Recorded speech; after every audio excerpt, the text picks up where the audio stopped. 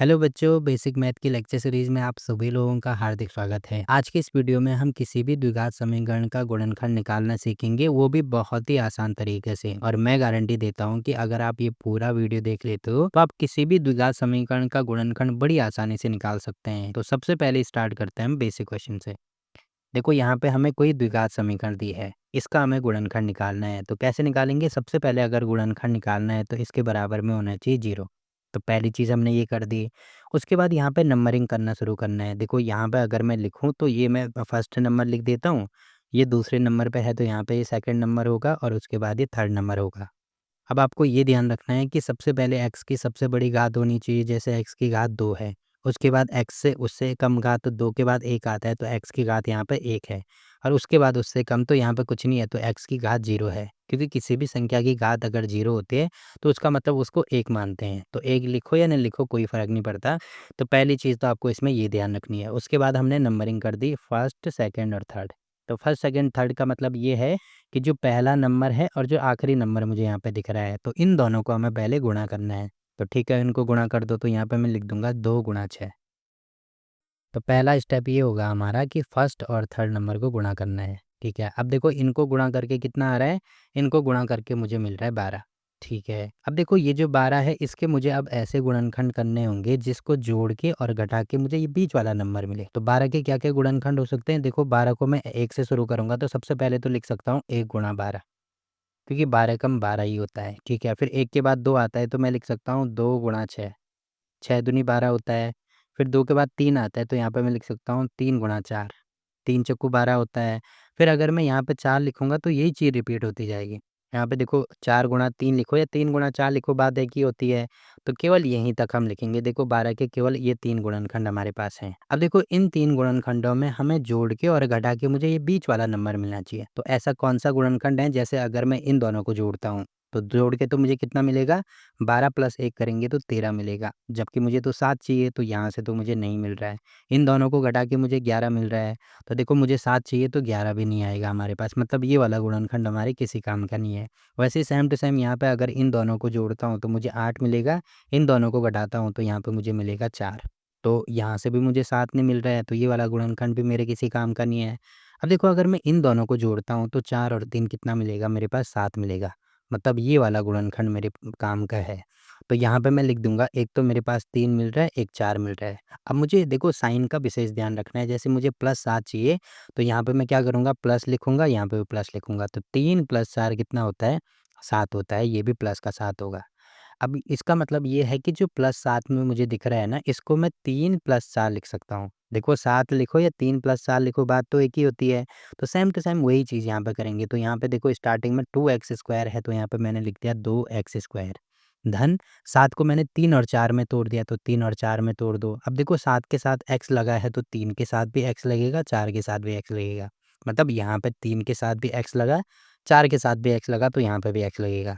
तो 7x को मैंने 3x और 4x में तोड़ दिया, जो कि आप यहाँ पे देख रहे होंगे। बीच में प्लस है तो यहाँ पे आएगा प्लस। फिर यहाँ पे प्लस में 6 है तो यहाँ पे प्लस में 6, ये बराबर हो जाएगा 0 के। ठीक है। अब क्या हो जाता है, यहाँ पे 2-2 के जोड़े बनते हैं। तो देखो 2-2 के जोड़े कितने बन गए? 2 के जोड़े ये बन गए, 2 के जोड़े ये बन गए। जैसे यहाँ पे केवल 3 नंबर थे तो 2-2 के जोड़े नहीं बन पा रहे थे, अब मेरे 2-2 के जोड़े बन गए। ठीक है। अब 2-2 के जोड़े बन गए तो इस दोनों में देखो क्या कॉमन आ रहा है? कॉमन का मतलब जो यहाँ पे भी हो, यहाँ पे भी हो। तो अगर मैं इसको पूरा खोलता हूँ तो इसको मैं ऐसे लिख सकता हूँ, ये हो जाएगा 2 गुणा x स्क्वायर। कहीं पे अगर 2 का वर्ग है तो उसका मतलब उसको मैं उतनी बार गुणा करूँगा। जैसे 2 का वर्ग है तो 2 गुणा 2, 3 का क्यूब है तो 3 गुणा 3 गुणा 3। मतलब घात में जितना नंबर आता है उस संख्या को उतनी बार गुणा करना पड़ता है। 2 की घात 3 है तो 2 को 3 बार गुणा करना है। अब देखो यहाँ पे x का वर्ग है, मतलब x को 2 बार गुणा करना है। ठीक है, फिर प्लस यहाँ पे प्लस लिख दो, ये है 3 गुणा x। 3x लिखो या 3 गुणा x लिखो, बात एक ही है। ठीक है, प्लस ये जो 4 है इसके भी मुझे गुणनखंड करने होंगे। गुणनखंड का मतलब इसको और छोटा करूँगा मैं, तो 4 को मैं लिख सकता हूँ 2 गुणा 2। 2 दूनी 4 होता है और साथ में x भी है तो गुणा में x। धन 6 को मैं लिख सकता हूँ 3 गुणा 2। तो देखो इन सब के मैंने यहाँ पे गुणनखंड कर दिए। अब उसके बाद ये देखना है मुझे कि कहाँ-कहाँ पे कॉमन आ रहा है। देखो ये दोनों आपस में क्या थे? पेयर बन रहे थे ना, कि इन दोनों के पेयर अलग बन गए, इन दोनों के पेयर अलग बन गए। तो यहाँ पे मुझे दिख रहा है, देखो x यहाँ पे भी है, x यहाँ पे भी है। इसका मतलब x दोनों में कॉमन है, या x दोनों में ओवरनिस्ट है तो x को बाहर ले लो। ठीक है, अब यहाँ पे देखो अंदर क्या बचेगा, एक तो 2 बचेगा, एक x बचेगा, ये वाला x तो बाहर आ गया, तो यहाँ पे मैं लिख दूँगा 2x। ठीक है, बीच में प्लस है तो यहाँ पे भी प्लस लगेगा।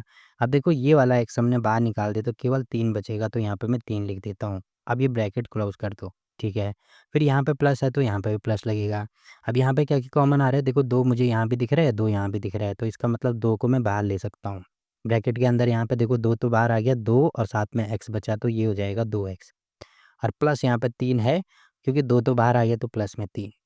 अब ये बराबर हो जाएगा 0, ठीक है। अब देखो इन दोनों समीकरणों में आपको दिख रहा होगा 2x प्लस 3 यहाँ पे भी है, 2x प्लस 3 यहाँ पे भी है। तो ये भी कॉमन आ गया ना, तो इसको भी बाहर निकाल देंगे। तो ब्रैकेट के बाहर इसको निकालो तो ये हो जाएगा 2x प्लस 3। इसको बाहर ले लिया। अब यहाँ पे ये पूरा अगर हमने बाहर ले लिया तो क्या बचा, केवल यहाँ पे x बचा। ठीक है, यहाँ पे x बचेगा। प्लस में ये भी पूरा बाहर आ गया तो क्या बचा, केवल 2 बचा, तो यहाँ पे लिखेंगे 2। ठीक है, बराबर हो जाएगा 0।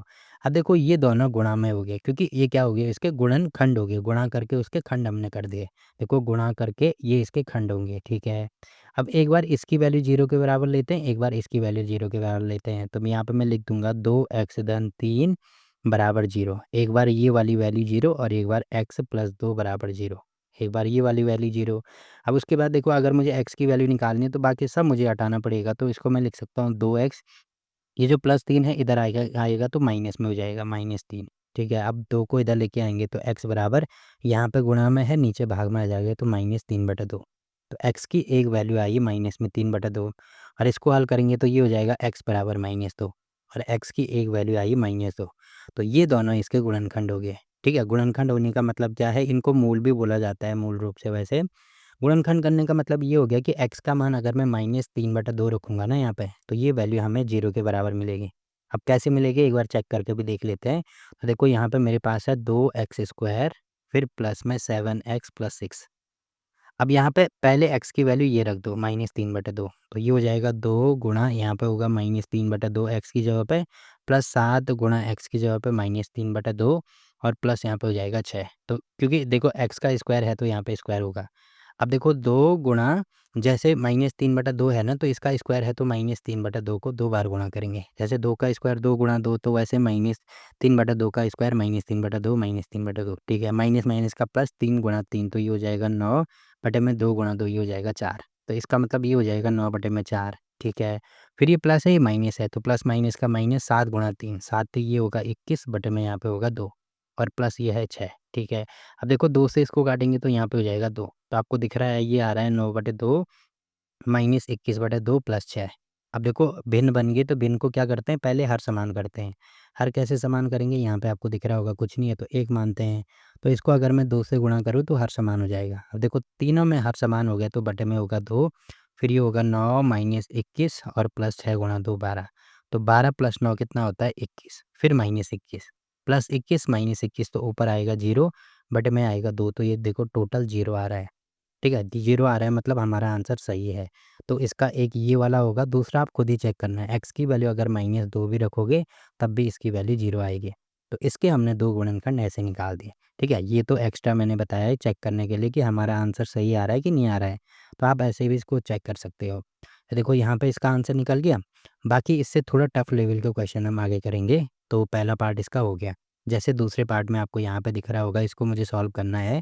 तो यहाँ पे भी सेम टू सेम वही चीज़ करना है कि नंबरिंग कर देंगे कि ये पहला पार्ट है, ये हमारा दूसरा पार्ट है, ये हमारा तीसरा पार्ट है। तो करेंगे क्या, पहले और आखिरी नंबर को, मतलब जो फर्स्ट नंबर है और जो थर्ड नंबर है, इनको आपस में गुणा करना है। तो पहले नंबर पे मेरे पास आ रहा है 4 और लास्ट नंबर पे मेरे पास आ रहा है 6। तो ठीक है, इनको गुणा करके कितना आ रहा है, 6 चौको 24, तो टोटल 24 आ रहा है। अब मुझे 24 के ऐसे गुणनखंड करने होंगे जिनको जोड़ के या घटा के मुझे ये बीच वाला नंबर मिले। तो 24 को मैं क्या-क्या लिख सकता हूँ? देखो यहाँ पे 1 से शुरू करेंगे सबसे पहले तो। 1 से शुरू करेंगे तो 1 गुणा 24 लिख सकते हैं। 1 के बाद आता है 2। अब 2 को मैं क्या लिख सकता हूँ? 2 को लिख सकता हूँ 2 गुणा 12। ठीक है? 2 के बाद आता है 3। तो 3 को मैं क्या लिख सकता हूँ? मतलब 8 गुणा 3 लिख सकते हैं ना, 8 तिया 24। ठीक है? उसके बाद आता है 4। तो 4 को मैं क्या लिख सकता हूँ? 6 गुणा 4। 6 चौको भी कितना होता है? 24। अब उसके बाद 4 के बाद 5 का भाग इसमें नहीं जाता है, फिर 6 का भाग जाता है, तो 6 गुणा 4, देखो वही चीज़ रिपीट होती जा रही है। तो जब रिपीट होती जा रही है तो हमें वहीं पे रुक जाना है। तो इसका मतलब 24 के ये 4 गुणनखंड हमारे काम के होंगे यहाँ पे बस। अब 4 गुणनखंड में से कौन-सा गुणनखंड इसका होगा कि जोड़ के या घटा के मुझे बीच वाला नंबर मिले, तो एक-एक करके मुझे चेक करना होगा। देखो इनको अगर मैं जोड़ता हूँ, तो जोड़ के मुझे 25 मिल रहा है, घटा के मुझे 23 मिल रहा है, तो 5 के बराबर नहीं है, ये वाला गुणनखंड मेरे काम का नहीं है। इनको जोड़ के मुझे 14 मिल रहा है, घटा के मुझे कितना मिल रहा है, 10 मिल रहा है, तो मुझे 5 चाहिए, ये वाला गुणनखंड भी काम का नहीं है। इन दोनों को जोड़ के 8 और 3 ये होगा 11 और घटा के 8 में से 3 घटाएँगे, देखो यहाँ से मुझे 5 मिल रहा है और 5 ही मुझे चाहिए, मतलब ये वाला गुणनखंड मेरे काम का होगा। तो मुझे +5 चाहिए, तो मैं क्या लिख सकता हूँ यहाँ पे, 8 में से अगर मैं 3 को घटाऊँगा तो ये मुझे मिलेगा 5, क्योंकि प्लस में 5 चाहिए तो +5 है। तो इसका मतलब जो 5 है इसको मैं 8 - 3 लिख सकता हूँ, ठीक है? तो यहाँ पे अब मैं इसको चेंज कर दूँगा, तो ये हो जाएगा हमारे पास 4x स्क्वायर प्लस 5 की जगह पे मैं लिखूँगा 8। अब क्योंकि साथ में यहाँ पे x भी है ना, तो इसके साथ भी x आएगा। जैसे x यहाँ भी आएगा, यहाँ भी आएगा, इसके साथ भी आएगा, ठीक है? फिर यहाँ पे -3 के साथ भी x आएगा और -6, ये बराबर हो जाएगा हमारा 0 के, ठीक है? देखो अगर मैं इसको अलग-अलग करता हूँ, वैसे अगर आपको डायरेक्ट आता है तो आप डायरेक्ट कर सकते हैं कि 4 कॉमन आएगा। बट अगर डायरेक्ट नहीं आता है तो एक बार तरीका मैं बता देता हूँ दोबारा। देखो 4 को मैं लिख सकता हूँ 2 गुणा 2, वैसे x के वर्ग को लिख सकता हूँ x गुणा x, प्लस यहाँ पे 8 को लिख सकता हूँ 2 गुणा 2 गुणा 2, 2 दूनी 4 दूनी 8, ठीक है? साथ में x है 2 गुणा x, माइनस ये हो जाएगा 3 और साथ में x को लिख सकता हूँ 3 गुणा x, -6 को लिख सकता हूँ 2 गुणा 3, ये बराबर हो जाएगा 0। अब देखो 2-2 के पेयर बनाने हैं इस प्रकार से, 2 के ये पेयर बन गए, 2 के ये पेयर बन गए। अब इनको सॉल्व करना है तो आपको दिख रहा होगा, देखो 2 मुझे यहाँ पे भी दिख रहा है, 2 यहाँ पे भी दिख रहा है, फिर दोबारा 2 यहाँ पे भी दिख रहा है, 2 यहाँ पे भी दिख रहा है, फिर x यहाँ पे भी है, यहाँ पे भी है। तो 2 गुणा 2 मतलब 4, तो एक बाहर आ गया और साथ में x है तो x बाहर आ गया, तो टोटल 4x यहाँ से बाहर आया। बचेगा क्या? ये तीनों तो बाहर आ गए, केवल यहाँ पे x बचेगा और यहाँ पे क्या बचेगा? देखो सब बाहर आ गए, केवल 2 बचेगा, तो ये प्लस में 2 हो जाएगा, ठीक है? अब यहाँ पे मुझे देखो ये ऐसे बनाना है कि यहाँ पे ये वाला जो पद है ना, ये x + 2 के फॉर्म में होना चाहिए। अब वो चीज़ मैं कैसे बना सकता हूँ? यहाँ पे पहली चीज़ तो आपको दिख रही होगी कि एक तो मुझे x यहाँ पे भी दिख रहा है, तो यहाँ पे नहीं दिख रहा है, बट यहाँ पे 3 यहाँ भी दिख रहा है, 3 यहाँ भी दिख रहा है, तो एक तो मैंने 3 बार ले लिया। फिर देखो माइनस यहाँ भी है, माइनस यहाँ भी है। तो अगर मैं ये जो माइनस है, ऋणात्मक चिन्ह है, इसको बाहर लेता हूँ, तो देखो माइनस तो बाहर आ गया ना, यहाँ पे क्या बचेगा फिर? प्लस बचेगा। ये आपको ध्यान रखना है। तो यहाँ पे प्लस और साथ में x है, तो एक तो x बचेगा, यहाँ से माइनस बाहर आ गया तो प्लस बचेगा, तो ये हो जाएगा 2। देखो सेम टू सेम वही चीज़ होगी ना, x + 2 अब यहाँ भी है, x + 2 यहाँ भी है। अगर आपको इसमें फिर भी कन्फ्यूज़न होता है थोड़ा-सा, तो एक बार दोबारा चेक करेंगे हम कि -3 का गुणा मतलब इसके साथ भी होना चाहिए, इसके साथ भी होना चाहिए। तो इसके साथ गुणा करेंगे तो यही चीज़ मिलना चाहिए, -3 गुणा x करेंगे तो -3x, देखो यही चीज़ मिल रही है। -3 गुणा 2 करेंगे तो -6, तो वही चीज़ मिल रही है, 3 गुणा 2 6 ही होगा, ठीक है? तो अगर थोड़ा-सा भी प्लस माइनस या चिन्ह में कहीं पे भी कन्फ्यूज़न होता है, तो दोबारा चेक कर सकते हैं हम। तो ठीक है, यहाँ तक कोई दिक्कत नहीं है। अब आपको दिख रहा होगा x + 2 देखो यहाँ भी है, x + 2 देखो यहाँ भी है। तो यहाँ पे x + 2 दोबारा हम कॉमन निकाल देंगे, तो यहाँ पे क्या बचा? केवल 4x बचा, तो ये हो जाएगा 4x और यहाँ पे -3 बचा, तो ये हो जाएगा -3 बराबर 0। अब यहाँ पे देखो ये गुणा में हो गया, मतलब ये इसके गुणनखंड हो गया। तो इस एक बार ये 0 होगा तो यहाँ पे मैं लिख सकता हूँ x + 2 बराबर 0 और एक बार ये वाला 0 हो जाएगा, तो ये हो जाएगा x - 3 बराबर 0। तो यहाँ से x का मान निकालेंगे तो +2 को इधर लेके आएँगे तो x की वैल्यू -2 और यहाँ से अगर x का मान निकालेंगे तो -3 को उधर लेके आएँगे तो ये प्लस में 3 होगा, फिर 4 को नीचे लेके आएँगे तो x बराबर होगा 3/4। तो x के यहाँ से 2 मान निकले, मतलब 2 मान निकले या 2 मूल इसको कह सकते हैं। मूल कहो, रूट कहो, बात एक ही होती है, ठीक है? इंग्लिश में इसको रूट कहते हैं। तो कितना आया? x की वैल्यू -2, मतलब x की वैल्यू अगर मैं यहाँ पे -2 रखता हूँ तो तब ये पूरी समीकरण 0 के बराबर हो जाएगी। वैसे ही सेम टू सेम x की वैल्यू अगर मैं 3/4 रखता हूँ तो ये पूरी समीकरण 0 हो जाएगी। बाकी इन दोनों वैल्यू के अलावा x के ऐसा कोई भी मान नहीं होगा, कोई भी संख्या ऐसी नहीं होगी जो इस वाली समीकरण को 0 कर दे। आप खुद ही चेक करके देख सकते हैं। केवल इन दोनों मान ही पे ये वैल्यू 0 होगी, अन्यथा नहीं होगी। क्योंकि यहाँ पे ये जो x का मान है ना, ये उतना ही निकलता है जितनी इसकी सबसे बड़ी घात होती है। सबसे बड़ी घात 2 है, इसका मतलब 2 मूल निकलेंगे। अगर यहाँ पे सबसे बड़ी घात 3 होती तो इसके 3 मूल निकलते, सबसे बड़ी घात 4 होती तो इसके 4 मूल निकलते, ठीक है? तो ये चीज़ भी आपको ध्यान रखनी है। तो देखो थोड़ा टफ वाला क्वेश्चन था, तो ये वाला क्वेश्चन भी हमने कर दिया। अब आगे और टफ वाले क्वेश्चन आएँगे तो उनको भी हम देख लेते हैं एक बार। जैसे ये वाला मुझे हल करना है। तो यहाँ पे भी सेम टू सेम वही वैसे ही करेंगे, पहले नंबरिंग कर दो, ये हो जाएगा फर्स्ट, ये हो जाएगा सेकंड और ये वाला जो हो जाएगा थर्ड। तो फर्स्ट और थर्ड को गुणा करना है, तो फर्स्ट नंबर पे है 3 गुणा थर्ड नंबर पे है 4। तो 3 गुणा 4 करेंगे तो ये मुझे मिलेगा 12। अब मुझे 12 के ऐसे गुणनखंड करने हैं जिसको जोड़ के और घटा के मुझे बीच वाला नंबर मिले। तो 12 को देखो मैं क्या-क्या लिख सकता हूँ, पहले 1 से शुरू करूँगा तो 1 गुणा 12 इसको लिखा जा सकता है, 1 के बाद आता है 2, तो 2 गुणा 6 लिखा जा सकता है, 2 के बाद आता है 3 तो 3 गुणा 4 लिखा जा सकता है। ठीक है? उसके बाद 4 आएगा तो 4 गुणा 3 लिखेंगे तो दोबारा वही चीज़ रिपीट हो रही है। तो इसका मतलब यहीं तक हमें जाना है। और हमें अब क्या चाहिए, बीच में 4 चाहिए। तो 4 अब मैं डायरेक्ट कर सकता हूँ। देखो कहाँ से मिलेगा मुझे, यहाँ से नहीं मिलेगा। अगर मैं इन दोनों गुणनखंड को लेता हूँ तो 6 में से 2 घटाऊँगा तो मुझे 4 मिल जाएगा। तो यहाँ पे मैं लिख सकता हूँ 6 माइनस 2, तब मुझे 4 मिलेगा। अब देखो अभी मैंने बोला ना कि माइनस ये जो साइन है इसका विशेष ध्यान रखना है। मुझे 4 नहीं चाहिए बल्कि मुझे -4 चाहिए। अब आप को ये चीज़ तो पता होगी ना कि अगर कहीं पे मुझे माइनस चाहिए तो इसका मतलब जो बड़ा वाला नंबर है इसके साथ माइनस होना चाहिए। तो तब इसके साथ प्लस हो जाएगा। इसमें से ये घटाएँगे तो तब हमें -4 मिल जाएगा। तो देखो इतना आसान है इनको सॉल्व करना। बस आपको थोड़ा-सा ध्यान देना होता है।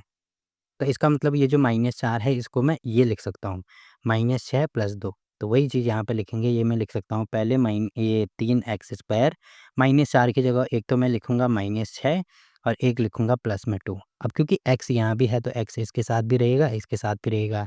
फिर -4 है तो -4 बराबर 0। यहाँ पे भी इसकी वैल्यू 0 के बराबर कर दो, ठीक है। अब देखो मैं ऐसे तोड़ नहीं रहा हूँ, अब मैं डायरेक्ट करूँगा यहाँ पे। देखो 2 के जोड़े बन गए, वैसे 2 के जोड़े यहाँ पे बन गए। तो देखो 3 मुझे यहाँ भी दिख रहा है क्योंकि 6 को मैं लिख सकता हूँ 3 गुणा 2। तो 3 मुझे यहाँ दिख रहा है, साथ में x का वर्ग है तो ये हो जाएगा x गुणा x, तो x भी दिख रहा है तो 3x कॉमन ले लो।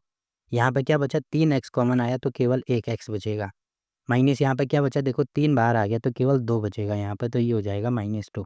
ठीक है, फिर यहाँ पे प्लस, देखो 4 को मैं लिख सकता हूँ 2 गुणा 2। तो इसका मतलब 2 यहाँ भी है, यहाँ भी है तो 2 कॉमन ले लो। यहाँ पे क्या बचा, x और माइनस, 1 2 बाहर आया, 1 2 बचा यहाँ पे तो x -2 यहाँ पे भी होगा बराबर 0। ठीक है, ये सारी चीज़ें होगी। अब आपको दिख रहा होगा x -2 यहाँ भी है, यहाँ भी है। तो x -2 अगर मैं यहाँ से भी कॉमन लेता हूँ तो यहाँ पे बचेगा हमारे पास 3x और यहाँ पे बचेगा प्लस में 2। तो ये बराबर हो जाएगा 0। तो देखो एक बार ये 0 होगी मतलब x -2 बराबर होगा 0 और एक बार 3x + 2 बराबर होगा 0। अब इसको सॉल्व करेंगे तो x बराबर यहाँ से 2 आ रहा है और इसको सॉल्व करेंगे तो 3x बराबर -2। अब 3 को नीचे लेके आएँगे तो x बराबर -2/3। तो बस ये हमारे उत्तर हो जाएँगे, ठीक? तो यहाँ पे इसके भी हमने गुणनखंड कर दिए। बाकी और देखो कुछ और टाइप के क्वेश्चन इसमें आपको दिख रहे होंगे, ये थोड़ा और टफ है उससे। तो इसमें भी क्या करेंगे, पहले और आखिरी को गुणा करेंगे। तो यहाँ पे मैं करूँगा 12 गुणा 2। तो 12 गुणा 2 कितना होता है हमारे पास, 24 होता है। 24 का गुणनखंड करो तो एक तो होगा 1 गुणा 24, एक के बाद होगा 2 गुणा 12, फिर होगा 3 गुणा ये कितना हो जाएगा, ये 8 तिया 24, उसके बाद 4 गुणा 6। अब 6 गुणा 4 करेंगे तो वही चीज़ रिपीट होती जाएगी। अब देखो मुझे बीच में 11 चाहिए, तो 11 मुझे कहाँ से मिलेगा, 11 मुझे यहाँ से मिलेगा, 8 और 3 ये हो जाता है हमारे पास 11। ठीक है, तो यहाँ पे ये जो ये संख्या है, एक तो 8 है, एक 3 है। मुझे देखो -11 चाहिए। तो -11 मुझे कैसे मिलेगा, अगर मैं इन दोनों को जोड़ता हूँ तो तब मुझे 11 मिलता है। बट अगर मैं इन दोनों पे माइनस माइनस का साइन लगाता हूँ तो तब मुझे माइनस मिलेगा। ठीक है, ये आपको ध्यान रखना है। तो माइनस माइनस मिलने का मतलब ये है कि -11 को मैं ये लिख सकता हूँ। तो यहाँ पे मैं लिखूँगा 2x² -11 के बदले में -8 -3 लिखूँगा तो -8x -3x प्लस यहाँ पे हो जाएगा 12 बराबर 0। अब देखो यहाँ पे एक तो 2 मुझे दिख रहा है, एक x दिख रहा है, तो 2x कॉमन आएगा तो यहाँ पे x बचा माइनस, क्योंकि 8 को मैं लिख सकता हूँ 2 गुणा 4, तो साथ में 4 बचा। ठीक है, यहाँ से अगर मैं माइनस कॉमन लेता हूँ तो देखो माइनस कॉमन लेने का मतलब ये है कि -3 अगर मैं कॉमन लेता हूँ तो यहाँ से तो माइनस कॉमन आ गया, 3 भी कॉमन आ गया तो यहाँ पे केवल x बचेगा। अब ये जो प्लस है इसको मैं माइनस गुणा माइनस लिख सकता हूँ। तो एक माइनस कॉमन आया, एक माइनस यहाँ पे बचा। 12 को मैं लिख सकता हूँ 3 गुणा 4, 3 बाहर आया केवल 4 बचा बराबर 0। अब देखो x -4 यहाँ भी है, यहाँ भी है। तो x -4 अगर मैं यहाँ से कॉमन लेता हूँ तो यहाँ पे मुझे बचा, मेरे पास मिला 2x - 3, ठीक है, बराबर 0। देखो ये सारी चीज़ें अगर आपके समझ में नहीं आ रही हैं तो ढंग से मैंने एक्सप्लेन भी कराया है, क्योंकि प्लस प्लस है तो प्लस को माइनस गुणा माइनस करेंगे तो प्लस ही आएगा। 12 को 3 गुणा 4 लिख सकते हैं। तो एक तो माइनस बाहर आया, एक 3 बाहर आया, एक यहाँ पे देखो -3 बाहर आया। तो यहाँ से अगर माइनस बाहर आया तो यहाँ पे केवल x बचा, और यहाँ पे माइनस बाहर आया तो एक माइनस बचा और साथ में 4 बचा। तो यहाँ से आपको ये चीज़ समझनी होगी। तो एक बार x -4 बराबर 0 और एक बार 2x -3 बराबर 0। तो यहाँ पे x का मान हमारे पास आएगा 4 और यहाँ पे 2x बराबर होगा 3, तो x की वैल्यू आएगी 3/2। तो x की केवल ये दोनों वैल्यू ही ऐसी हैं जिस पर ये पूरा मान किसके बराबर होना चाहिए, 0 के बराबर होना चाहिए। बाकी और कोई भी वैल्यू ऐसी नहीं होगी, ठीक। चौथा पार्ट हो गया। अब लास्ट पार्ट देख लेते हैं। देखो ये थोड़ा अलग प्रकार का क्वेश्चन है, तो इनको सॉल्व करना बहुत आसान है। इसको हम कैसे सॉल्व करेंगे? देखो एक तरीका तो ये है कि ये जो 16 है ना, इसको इधर की तरफ लेके जाओ, तब इसको सॉल्व करो। तो इसको इधर की तरफ लेके जाएँगे तो यहाँ पे मैं दोनों तरीके आपको बता देता हूँ। देखो एक तरीका मैंने बताया कि इसको इधर लेके जाओ तो ये हो जाएगा यहाँ पे 25 एक्स स्क्वायर बराबर यहाँ पे हो जाएगा 16। अब 25 को नीचे लेके आएँगे तो एक्स स्क्वायर बराबर ये हो जाएगा 16 बटे में 25। ठीक है, अब देखो केवल x की वैल्यू मुझे चाहिए, तो यहाँ पे जो जैसे अगर कहीं पे x + 3 बराबर 0 ऐसे लिखा है, तो ये जो प्लस है इधर आके माइनस होता है ना, वैसे अगर यहाँ पे माइनस है तो प्लस होता है, वैसे 2x बराबर अगर 4 है तो ये यहाँ पे गुणा में है तो यहाँ आके क्या हो जाता है, भाग में चले जाता है। वैसे ही सेम टू सेम कोई संख्या अगर यहाँ पे स्क्वायर में है ना, तो यहाँ जाके ये इसका उल्टा हो जाता है। देखो 2 का उल्टा होता है 1/2, तो 1/2 लिखो या वर्गमूल लिखो, बात एक ही होती है। ठीक है, तो ये हो जाएगा यहाँ पे वर्गमूल में 16 बटे में 25, या ऐसे लिख दो पहले कि यहाँ पे x की वैल्यू होगी इसकी पावर 1/2। ठीक है, अब यहाँ पे मैं लिख सकता हूँ x की पावर 1/2 हो गया, तो यहाँ पे मैं लिख सकता हूँ वर्गमूल में 16 बटे में 25। अब एक चीज़ आपको ये ध्यान रखनी है कि जैसे यहाँ पे मैंने वर्गमूल किया ना, तो यहाँ पे मुझे प्लस और माइनस लगाना होगा। प्लस और माइनस मुझे क्यों लगाना होगा? क्योंकि अगर मैं इन दोनों का स्क्वायर करता हूँ, तो तब क्या हो जाएगा? देखो अगर मैं यहाँ पे भी स्क्वायर करता हूँ, क्योंकि कहीं पे भी कोई चीज़ चीज़ जोड़ सकते हैं, गुणा कर सकते हैं या उसका स्क्वायर कर सकते हैं, बट करेंगे तो दोनों समीकरण में करेंगे, मतलब लेफ्ट हैंड साइड भी करेंगे, राइट हैंड साइड भी करेंगे। तो यहाँ पे अगर कहीं पे ऐसे होता है कि x बराबर होता है जैसे 2, ठीक है? जैसे कहीं पे x की वैल्यू प्लस माइनस 2 है। अब जैसे मैंने यहाँ पे भी स्क्वायर कर दिया, यहाँ पे भी स्क्वायर कर दिया, तो ये हो जाएगा x का होल स्क्वायर। और यहाँ पे प्लस माइनस 2 का मतलब एक बार प्लस 2 लेना है तो एक बार प्लस 2 का स्क्वायर, और एक बार माइनस 2 लेना है तो एक बार माइनस 2 का स्क्वायर। तो यहाँ पे देखो कितना हो जाएगा हमारे पास, यहाँ पे हो जाएगा हमारे पास, यहाँ पे एक्स स्क्वायर होगा। पहले इसको सॉल्व कर रहा हूँ मैं, तो एक्स स्क्वायर बराबर हो जाएगा 2 का वर्ग, तो ये हो जाएगा 4, ठीक है। और यहाँ पे अगर मैं सॉल्व करूँगा तो एक्स स्क्वायर बराबर कितना होगा, -2 का वर्ग मतलब -2 गुणा -2, तो माइनस माइनस का कितना होगा, प्लस होगा, 2 गुणा 2 4। तो देखो अगर मैं +2 करता हूँ तब भी मुझे 4 मिलेगा स्क्वायर करके, और अगर -2 करता हूँ तब भी मुझे प्लस का 4 मिलेगा। तो इसका मतलब, बोलने का मतलब ये है कि अगर मैं यहाँ पे इसका वर्क करता हूँ, तो वर्क करने का मतलब, या तो देखो यहाँ पे मैंने क्या किया, स्क्वायर का यहाँ रूट किया ना, तो यहाँ पे भी स्क्वायर का रूट में कर सकता हूँ ऐसे, कि स्क्वायर का मैंने डायरेक्ट रूट लगा दिया, ऐसे रूट लगा दिया, ठीक है। अब रूट लगा दे तो रूट 4 कितना होता है, 2 होता है, तो x का मान मुझे केवल 2 ही मिलेगा यहाँ से, जबकि -2 की वैल्यू भी तो 4 के बराबर होती है। तो इसीलिए यहाँ पे क्या करते हैं, जैसे यहाँ पे ये था कि एक्स स्क्वायर बराबर 4, तो अगर मुझे ये स्क्वायर यहाँ पे रूट में लेके जाना है तो यहाँ पे क्या लिखते हैं, प्लस माइनस रूट का 4। तो रूट का 4 हो गया, तो इसका मतलब प्लस माइनस रूट 4 की वैल्यू 2 के बराबर होते हैं, तो तब +-2 लिख सकते हैं, ठीक है। कि +2 करेंगे, -2 करेंगे तो वो दोनों वैल्यू सेम आती है, जो कि अभी मैंने आपको बताया। तो सेम टू सेम वही चीज़ यहाँ पे करनी होती है, प्लस माइनस करना होता है। प्लस माइनस हो गया तो यहाँ पे प्लस माइनस होगा, तो ये हो जाएगा x बराबर यहाँ पे प्लस माइनस, देखो वर्गमूल 16, वर्गमूल इसके साथ भी जाता है, इसके साथ भी जाता है, तो ये हो जाएगा वर्गमूल 16 मतलब ये होगा 4, और वर्गमूल 25 मतलब ये हो जाएगा 5। तो x के 2 मान आ रहे हैं यहाँ पे, एक तो प्लस में 4/5 और एक माइनस में 4/5। तो बस ये इसके उत्तर हो जाएंगे। एक तरीका तो ये है इसको सॉल्व करने का। दूसरा तरीका क्या होता है, जो कि मैं डायरेक्ट यहाँ पे कर दूंगा। देखो दूसरा तरीका ये होता है, जैसे 25 को मैं लिख सकता हूँ 5 का वर्ग, और साथ में x का वर्ग है, वैसे 16 को मैं लिख सकता हूँ 4 का वर्ग, बराबर यहाँ पे 0 है। तो वर्ग यहाँ भी है, यहाँ भी है, तो इसको मैं डायरेक्ट 5x का होल वर्ग लिख सकता हूँ। फिर माइनस यहाँ पे हो जाएगा 4 का वर्ग, बराबर ये होगा 0। अब देखो एक फ़ॉर्मूला होता है a square minus b square का, जिसको मैं लिख लिख सकता हूँ a प्लस बी और a माइनस बी, जो कि आपने पढ़ा होगा। अगर नहीं पढ़ा है तो यहाँ पे मैं बता देता हूँ। ए स्क्वायर माइनस बी स्क्वायर होता है ए प्लस बी ए माइनस बी। तो यहाँ पे देखो ए की जगह पे क्या है, ए की जगह पे मुझे दिख रहा है 5x, और वैसे ही बी की जगह पे मुझे दिख रहा है 4। तो ए स्क्वायर माइनस बी स्क्वायर होगा। अब ये होगा ए प्लस बी, मतलब ये हो जाएगा हमारे पास 5x प्लस 4, और साथ में ए माइनस बी मतलब ये हो जाएगा 5x माइनस 4। बराबर 0 होगा। अब देखो दोनों गुणनखंड हो गए ना, अलग-अलग हो गए दोनों। तो इसका मतलब एक बार ये 5x + 4 ये 0 के बराबर होगा और एक 5x - 4 ये 0 के बराबर होगा। तो यहाँ से मैं कह सकता हूँ कि 5x बराबर होगा 4 है तो इधर आके -4 होगा। अब 5 को नीचे लेके आएँगे तो ये हो जाएगा -4/5 और यहाँ पे ये हो जाएगा 5x - 4 है तो +4 x की वैल्यू 5 को नीचे लेके आएँगे तो ये हो जाएगा 4/5। तो बस देखो इसके 2 मान निकल गए, एक तो -4/5 एक +4/5 जो कि पहले तरीके से भी मैंने आपको बताया था, सेम टू सेम आंसर आ रहे थे। तो ऐसे इनको सॉल्व करना होता है, ठीक है? ये काफ़ी इंपॉर्टेंट क्वेश्चन है और जो कि काफ़ी एग्ज़ाम में पूछा जाता है, जो कि आपको याद भी रखना है। तो देखो ऐसे हम किसी भी द्विघात समीकरण का गुणनखंड निकाल सकते हैं। बाकी अगर कोई भी क्वेश्चन आपके पास है या किसी भी क्वेश्चन में अगर आपको कोई डाउट आया तो आप कमेंट करके पूछ सकते हैं, ठीक? तो फिलहाल के लिए इस वीडियो में इतना ही। वीडियो अच्छा लगा तो वीडियो को लाइक कीजिए, शेयर कीजिए अपने दोस्तों के साथ और चैनल को सब्सक्राइब करना ना भूलें। तो मिलते हैं आपसे एक और नई वीडियो में, तब तक के लिए बाय बाय।